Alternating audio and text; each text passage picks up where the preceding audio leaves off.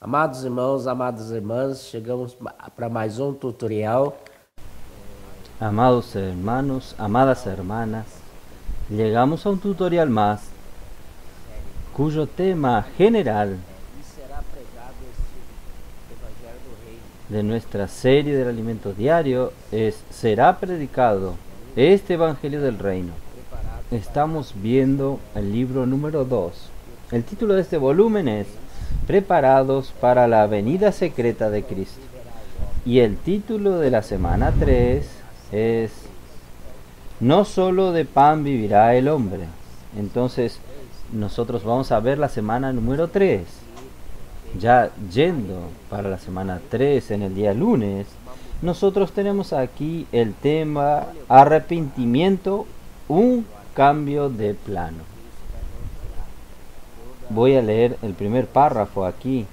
Yo creo que es importante porque esto nos da la guía de toda la semana. Aquí dice, no solo de pan vivirá el hombre. En el transcurso de esta semana veremos que necesitamos tener un arrepentimiento que nos traslade del plano terrenal al celestial, porque el plano terrenal seremos derrotados por el enemigo. Aprenderemos con la experiencia de la tentación vivida por el mismo Señor Jesús y su victoria sobre el diablo. También que al pasar por pruebas somos ricamente suplidos con la presencia del Señor. Y por último, que debemos alimentarnos de la palabra profética, que es como una antorcha que brilla en el mundo tenebroso, a fin de conducirnos al reino. Entonces, gracias al Señor, este va a ser más o menos lo que nosotros vamos a tratar esta semana. Y vamos a enfatizar algunos puntos aquí. El día lunes, por ejemplo, aquí dice sobre el arrepentimiento. Primeramente aparece Juan el Bautista en Mateo 3:12. Él aparece diciendo arrepentíos porque está cerca el reino de los cielos. Y después en Mateo 4:17 el Señor apareció y decía las mismas cosas. Arrepentíos porque el reino de los cielos se ha acercado. Ahora, mis hermanos, ¿cuál es la diferencia entre el arrepentimiento dicho por Juan el Bautista y el arrepentimiento dicho por el Señor Jesús? Aquí hay una gran diferencia. Juan el Bautista, el arrepentimiento de Juan el Bautista es para que... Voy a leerles a ustedes. El arrepentimiento de Juan el Bautista es para que usted se vuelva 180 grados. Usted está de espalda con quien habla con usted. Arrepentir es usted volverse para a quien está hablando con usted 180 grados. Pero aún usted no cambió de plano, aún está en el plano original, que es el plano terrenal. En este caso nada cambiaría. Usted hasta puede dejar de hacer algunas cosas, está arrepentido, tiene culpas no, sino que usted cree, usted entiende que hizo muchas cosas equivocadas y usted quiere dejar de hacerlas, pero si usted no cambia de plano, continúa lo mismo, va a volver a hacer lo mismo que antes. La importancia del arrepentimiento dicho por el Señor Jesús en Mateo 17 es cambio de plano. Arrepentimiento que el Señor predica aquí es un cambio de plano. Usted cambia del plano terrenal para el plano celestial. Este es el gran secreto. ¿Por qué? Porque nosotros somos de lo alto. Yo no voy a citar varios versículos, pero aquí hay varios versículos, hablan que nosotros somos de lo alto. En Juan 3:3, por ejemplo, de cierto os digo que el que no naciere de nuevo no puede ver el reino de Dios. Este nacer de nuevo es nacer de lo alto. Y después Juan 31 dice, quien vino de las alturas está sobre todo, el que desde la tierra es terrenal y cosas terrenales habla, el que viene de los cielos es sobre todos. Amén. Y Juan 8:23, el Señor vuelve a decir, vosotros sois de abajo, yo soy de arriba, vosotros sois de este mundo, yo no soy de este mundo. O sea, esto es para mostrar a los hermanos que necesitamos de arrepentirnos para un cambio de plano, de lo terrenal para lo celestial. Ahí vamos al día martes, cuyo tema aquí es seamos vigilantes, velemos. Ya en el capítulo 3 de Mateos, cuando el Señor Jesús fue bautizado por Juan el Bautista, en este bautismo se oyó una voz de los cielos, una voz claramente, una voz de Dios el Padre, hablando que este es mi Hijo amado, en quien tengo complacencia. Ahí el Espíritu Santo descendió sobre él como una paloma al ungir a Cristo. Entonces aquí, al final del capítulo 3, el Señor Dios el Padre, hablando de que Él es el Hijo del Dios amado. Él es el Hijo amado de Dios. Por tanto, el capítulo 4, versículo 1, nos muestra que el Señor Jesús fue llevado por el Espíritu al desierto para ser tentado por el diablo. ¿Este diablo quién es? Este diablo es Satanás. Es el mismo Satanás. Satanás significa el adversario de Dios. El diablo significa acusador. Entonces, él es tanto el adversario de Dios, el oponente, el opositor de Dios, y también él es el acusador. Él nos acusa de día y de noche delante de Dios. Entonces, este Satanás aquí, en el día martes, nos muestra que no es una persona que vive andando alrededor, paseando por la tierra, porque cuando los ángeles se presentaron a Dios en Job, tanto en el versículo 6 como en el capítulo 2, 1 y 2, dice que él estaba paseando, recorriendo y andando, rodeaba la tierra y andaba por ella. Esto nos muestra el carácter de nuestro enemigo. Es así, él no hace nada, él es ocioso y está solamente mirando la vida de los otros. Entonces aquí en 1 Pedro 5:8 hay una advertencia aquí. Sed sobrios y velad, porque vuestro adversario el diablo, como león rugiente, anda alrededor buscando a quien devorar. Ahí, ¿cómo vencernos a este acusador? Vencemos a este acusador. Apocalipsis 12, 10 al 11. Es bueno leer este versículo. Aquí, yo voy a mencionar esto aquí. Ahora vino la salvación, el poder, el reino de Dios y la autoridad de Jesucristo, porque ha sido lanzado fuera el acusador de nuestros hermanos, el que los acusaba delante de Dios día y noche. Y ellos le han vencido por medio de la sangre del Cordero y de la palabra del testimonio de ellos. Y tercero, menospreciaron sus vidas hasta la muerte.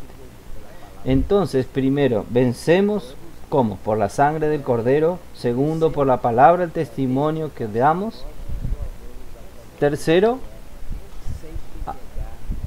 no amamos nuestra vida aún hasta la muerte, que es siempre negar la vida del alma, siempre, siempre.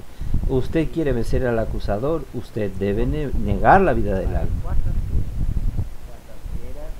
Vamos entonces para el día miércoles. El día miércoles, el título es La presencia del Señor en la prueba. Aquí mostré varios versículos aquí en Deuteronomio de cómo el Señor probó al pueblo en el desierto. Aquel desierto árido, seco, y aún más había serpientes. Esta es una novedades. Que en el desierto aparecen serpientes venenosas, que al ser picado usted muere. Entonces, este desierto difícil, y ellos pasaron 40 años. ¿Por qué motivó esta charla aquí? Porque en Mateos 4:2 el Señor, después de ayunar 40 días y 40 noches, tuvo hambre. Entonces este número 40 es muy significativo. Por un lado es de prueba, pero por otro lado también es un número, indica nuestra comunión con el Señor. Quiere decir, aún pasando por pruebas, el Señor nunca nos abandona. Y estas pruebas, por un lado, el Señor nunca nos tienta, sino que el Señor nos prueba. Entonces, estas pruebas están en el plano de la disciplina de Dios para nosotros. Y esto es para llevarnos a aprender muchas cosas, por ejemplo, a no ser orgullosos, a no abandonar a Dios, porque cuando usted se enriquece mucho, gana muchas cosas, alcanza muchas cosas, entonces ahí usted termina olvidándose de Dios. Entonces Él prueba nuestra vida para que estemos siempre recordándonos de Él. Y aquí en Deuteronomio 8:15-16 Él dice así: ¿quién te llevó por este grande, terrible desierto donde no había agua, que te hizo salir agua del pedernal? Y Él te sacó agua de la roca de pedernal, y que te sustentó con maná en el desierto, comida que tus padres no habían conocido, afligiéndote y probándote para que a la postre hacerte bien. Entonces, la prueba del Señor, la humillación del Señor es para nuestro bien. El resultado es positivo. Usted tiene que pasar por esto, pero el resultado es positivo para hacer bien. Gracias al Señor. Entonces, vamos entonces al día jueves. El día jueves nos muestra entonces aún más la secuencia de los del número 40. Pero el punto aquí es cuando el Señor fue tentado en el desierto. Mateos 4:2. Entonces el Señor tuvo hambre, y después de ayunar 40 días y 40 noches, el Señor tuvo hambre. Y justamente siempre Satanás nos toma cuando estamos en esta condición. Lo mismo que él tomó a Eva, porque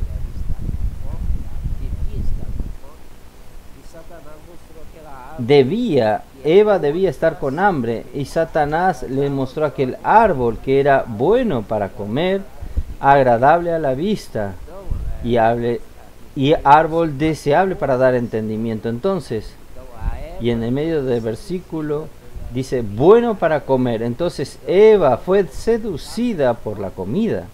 Entonces, cuando usted pasa hambre, ahí viene una oportunidad de Satanás para tomarte, para atraparte, porque el Señor pasó 40 días y 40 noches ayunando y tuvo hambre. Entonces Satanás vino a atrapar a este punto flaco del Señor. En nuestro caso, este hambre puede ser nuestra debilidad, nuestro punto débil, y en aquel momento usted está ahí y toma este punto débil y Él nos tienta. Esto es para hacernos caer. Ahí también está la historia de Jacob y de su hermano Esaú. Voy aquí a ser más rápido. Esaú volvió de cazar, muriendo de hambre, cansado, desfallecido, y vio a Jacob haciendo un guiso, una sopa de lentejas, un cocido rojo. Y él estaba desfalleciendo, Esaú. Estaba con hambre estaba arrastrándose en la tierra.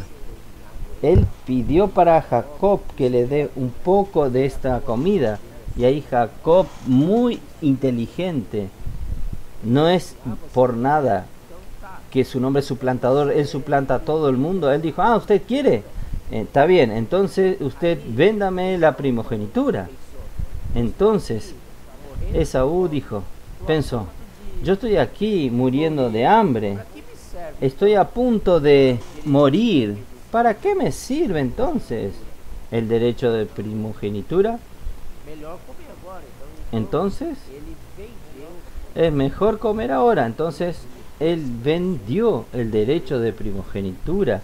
Él despreció el derecho de primogenitura por causa de la comida.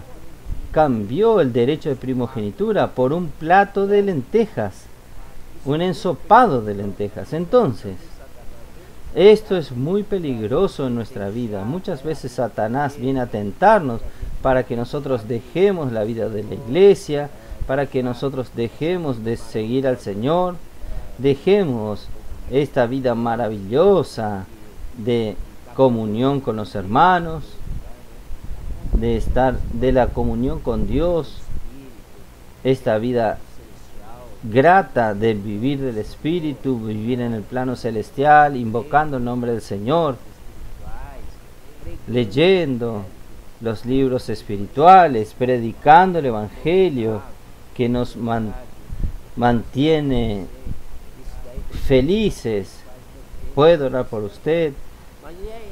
Esto nos hace mantener en el plano celestial. Y entonces Satanás ahí viene con una propuesta de sacarnos de esto, con una comida roja. Usted está con hambre. Entonces cuidado, hermanos, todo esto es para llevarnos a caer. Entonces en este caso Esaú, él despreció su derecho de primogenitura. Él vendió su derecho de primogenitura a Jacob por causa de algo tan efímera. Entonces, hermanos, cuidado. Nosotros no vamos a cambiar esto. Debemos estar bien revestidos del Señor, que el pecado no nos haga caer, ¿no es así? Y que estemos siempre viviendo en el Espíritu. Amén. Entonces llegamos al día viernes. Aquí habla de la verdadera comida. Es verdad, el Señor Jesús estaba predicando el Evangelio para una mujer. Entonces, y los discípulos salieron para comprar comida y darle al Señor. En cuanto a esto ocurría, el Señor estaba predicando el Evangelio para una mujer. Y aquí dice en Juan 4, 31 al 34, voy a leer estos versículos, es muy interesante. Entre tanto los discípulos le rogaban diciendo, Rabí, come. Y él le dijo, yo tengo una comida que comer, que vosotros no sabéis. Entonces los discípulos decían unos a otros, ¿le habrá traído alguien de comer? Jesús le dijo, mi comida es que haga la voluntad del que me envió, para que acabe su obra. El Señor estaba con hambre, pero el Señor fue totalmente diferente de Saúl, que despreció el derecho de primogenitura. El Señor estaba predicando el Evangelio, hablando a aquella señora, y esto lo alimentó. El Señor estaba en el Espíritu. Hermanos, vamos a tomar este ejemplo del Señor para nuestra vida cotidiana. Nosotros tenemos una comida que es la misma palabra del Señor, que es hacer la voluntad de aquel que nos envió. Mi comida consiste en hacer la voluntad de aquel que me envió y que acabe su obra. Quiere decir, los discípulos volvieron con el pan y dijeron, Señor, come este pan, usted está con hambre. Pero el Señor le dijo, no, ya estoy lleno, satisfecho, porque yo comí un pan, que es predicar el Evangelio a esta señora. entonces ya estoy satisfecho. No necesito más de esta comida física. ¡Qué cosa, hermanos! ¡Qué maravilla! Que podamos estar en este estado, en esta condición de que la misma palabra del Señor sea nuestro alimento. Señor Jesús. Ahí llegamos entonces a la palabra profética. Esta palabra profética que nos alimenta es la misma palabra profética que oímos día a día. Esto está en 2 de Pedro 1:19. Esta palabra profética, este versículo dice que es hacer bien en atenderla. Es bueno atender a esta palabra. Atender es, en verdad, es practicar esta palabra. Y cuando practicamos esta palabra se hace alimento para nosotros. Y estamos satisfechos, no tenemos falta de nada. El Señor nos suple todas las cosas. Y esta misma palabra, este alimento espiritual, es una antorcha que nos dirige en medio de este mundo tenebroso. El mundo está en tinieblas. ¿Y quién va a dirigirnos? Podemos tropezar porque nosotros no vemos nada en lo oscuro. Podemos tropezar, podemos pisar en un hueco, podemos torcer nuestros pies, podemos lastimarnos, ¿no es así? Entonces, en este lugar tenebroso nosotros tenemos la palabra profética que nos ilumina. Y esta palabra profética va a estar con nosotros hasta que el día amanezca. El día es el día de la venida del Señor. Y también nazca la estrella de la mañana en nuestros corazones. Entonces, el día del Señor tiene dos aspectos. Tiene la venida secreta del Señor y la venida pública del Señor. Y aquí, claro, la venida pública, el Señor va a aparecer a todos y la mayoría de la iglesia va a ser arrebatado. Los cristianos van a ser arrebatados para los aires para enfrentar el tribunal de Cristo. Pero aquí nosotros estamos predicando la venida secreta del Señor que va a suceder antes de la venida pública del Señor. Entonces, queremos que los hermanos sean arrebatados por el Señor directo al trono de Dios. Esta venida secreta del Señor. Esto es lo que nosotros estamos predicando, hablando, exhortando a los hermanos.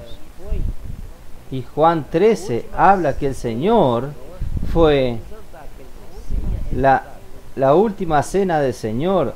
Fue en una cena. Cena es a la noche, cena. Después que Judas salió de aquella sala, el Señor tuvo libertad de hablar muchas cosas para sus discípulos que quedaron allí. Y ahí el Señor, en aquella noche, el Señor, es la última vez que el Señor se encontró con ellos juntos. Pero gracias al Señor, ahí vino una noche oscura, la cual estamos viviendo, pero creemos que esta noche oscura está terminando, la aurora está llegando. Vamos a prestar atención a la aurora astronómica, la aurora náutica. En este periodo el Señor va a venir, el Señor va a arrebatar, Él va a venir como ladrón. Dos estarán en el campo, uno será tomado y el otro dejado.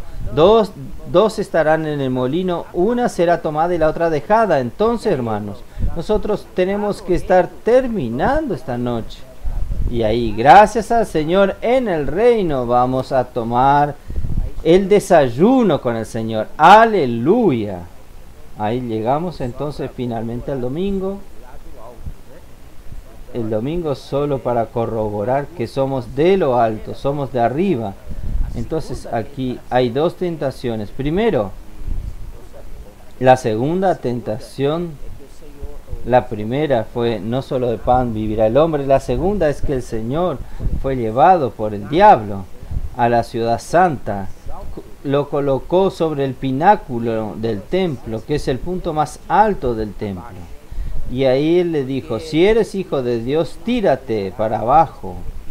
porque está escrito, tus ángeles cuidarán al respecto de ti, y Él te sustentará en tu mano para que no caigas, no tropezares en ninguna piedra. Este tipo de tentación es que para que el Señor sea un gran hombre en el mundo religioso, todo el mundo lo admira, todos quieren tener títulos en medio de la religión, el top de la religión, ser aplaudido por todos, ser oídos por todos, su importancia, su palabra, trabajan todos. Entonces, hermanos, esto rechazó el Señor. El Señor dijo que también está escrito, no tentarás al Señor tu Dios. No podemos tentar al Señor nuestro Dios. No queremos este tipo de posición. Ahí puede llevarnos a la corrupción total. Y la tercera tentación fue que llevó el diablo a un monte muy alto y le mostró todos los reinos del mundo y su gloria, y le dijo, todo esto te daré si postrado me adorares. Esto claramente indica primero que Él es el príncipe de este mundo. Él es quien domina todo el mundo. Todas las naciones están bajo su dominio. No es por eso Él es llamado príncipe de este mundo. Pero su hora ya llegó. El Señor ya lo expulsó a Él de este mundo. Gracias al Señor. Solo falta ejecutar la sentencia. ¿Y quién va a ejecutar la sentencia? Es la iglesia, el cuerpo de Cristo. Aleluya. Y somos los vencedores. Él solamente algo podría hacer. Él daría todo el reino. Es el camino más fácil. Entonces, solamente hay algo. Tiene que adorarlo.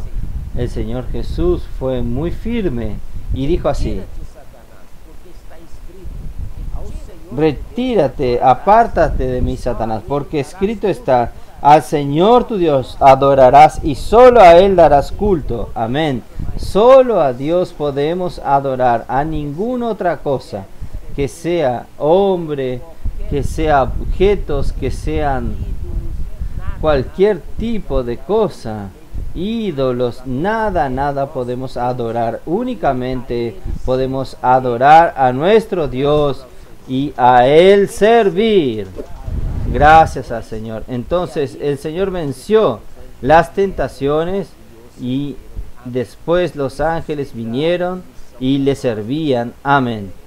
Que esto sea de lección para nosotros, que podamos captar estos principios del alimento diario de esta semana para nuestro aprendizaje y crecimiento. Muchas gracias, mis queridos hermanos. Amén.